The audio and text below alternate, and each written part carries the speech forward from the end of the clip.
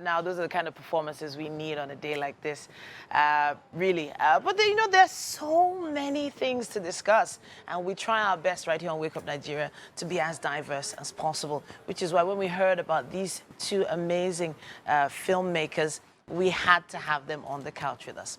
Now, here to discuss their latest documentary, Silent Tumours, we have filmmakers Rachel Emem Isaac and Bolaji Gelax. Welcome to the show. Thank you. All right, now from the T-shirts, I can see the title of this docudrama. Docudrama. Yes, it's a documentary and a film, a short film in one. So the term silent tumors, it's just, I think it speaks volumes. Yes, but when people hear the term tumors, they sort of tend to lean towards cancers. So I have to ask you, which tumors are you talking about in your docudrama? Okay, so we're talking about fibroids. Fibroids are non-cancerous tumors that grow in the uterus of women within the childbearing age. So they are benign, non-cancerous. They do not eventually grow to be cancerous. It doesn't happen, but they're there and they alter the flow of a woman's anatomy. And that's why we're here today to discuss it. Yes. All right, so I have to say, first of all, I have a family member that went through this and went through this to a very extensive rate, even up to the extent that there was bloating, you know, there was a rounded abdomen, such that the person was often assumed to be pregnant. Now, this is a situation that has happened with many women over the years, and, you know, it's often led people to just assume people are pregnant because they don't exactly understand what's going on. But why is it that this is an issue that isn't talked about as much?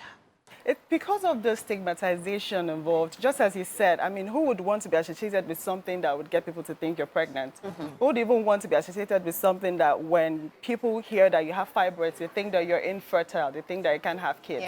I mean, there are a lot of women, when you mention, you know they have fibroids, you feel they have fibroids, they say things like, oh, I have menstrual cramps. By the way, there's nothing normal about menstrual cramps. In fact, it's one of the major symptoms of fibroids. I'm not saying that it is a symptom. I'm not saying that if you have menstrual cramps or if you experience painful menstruation, it is that you have fibroids. Of course, the only way to find out is to have a test to go check if it's what you have. But then again, when people have menstrual cramps and you ask them, oh, do you have fibroids? Or do you feel bloated? Are you often constipated? And you say to them that it could be fibroids. They'll be like, no, I don't have fibroids, because they know all of this stigma that would come with associating yourself with fibroids.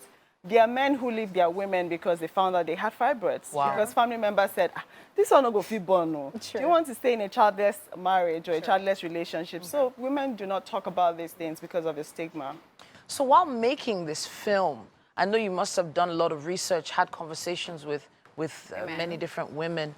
Can you tell us some of the most impactful stories that made you keep pushing forward on this? And even before I go to that, I was going to say that, you know, you had mentioned about the bloatedness. It's not always in every case is that, because I had fibroid surgery and my tummy was as flat as it could be before that. And when they brought out the tumors, the masses in me, everybody, even my mom was like, where did this come out from? So it's not all these common symptoms that necessarily points to fibroids. It's not only when you have menstrual cramps or when you have bloated stomach. Some people don't even have symptoms at all. In my case, I didn't have any of these common symptoms. So no menstrual pain, how did you nothing.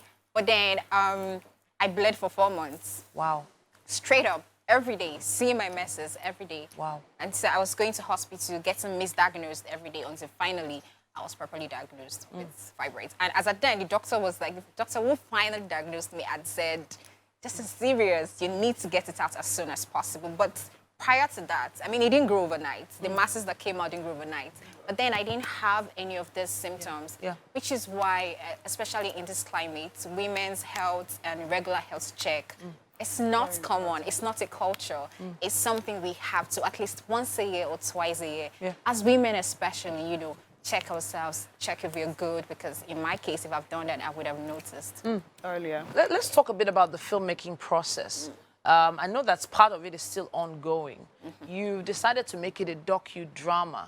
Why not just a documentary? Why docudrama? Because people don't like all talk without action.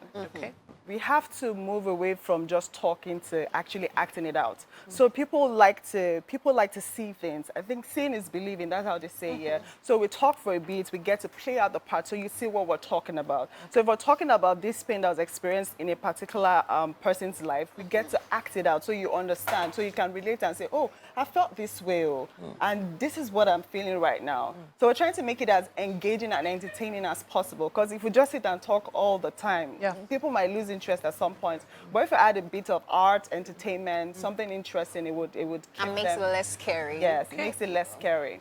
But at this point, I have to ask the question, who are you making this docudrama for? Are you making it for young people, maybe women of childbearing age? Are you making it for men? Who were your focus when you started out? Everyone, actually. Everyone, not even just women. Yeah, so I was going to say something. I remember when I was 14, this is like 10, 20 years before I found out I had fibroids. I remember one time that I was going through really serious menstrual pain, that when they were calling for deliverance, I stepped out because I felt like it was abnormal for me to feel that way.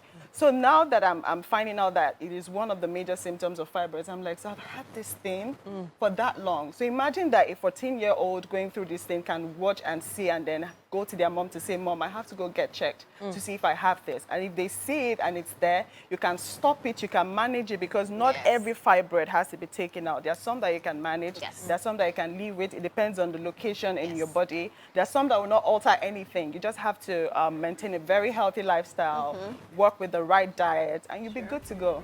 Yes. You know, as projects go, passion projects go, I think this is a very impactful, meaningful one. And you have the support of all of us right here at Wake Up Nigeria. We can't wait to see it. We can't wait to see the premiere of it. And we hope it has that incredible impact it's supposed to on all the young women out there who might not have had the right diagnosis till now.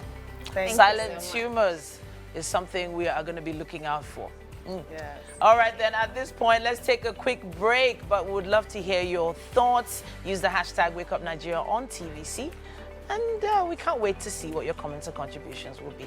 Let's take a quick break. We'll be back after this.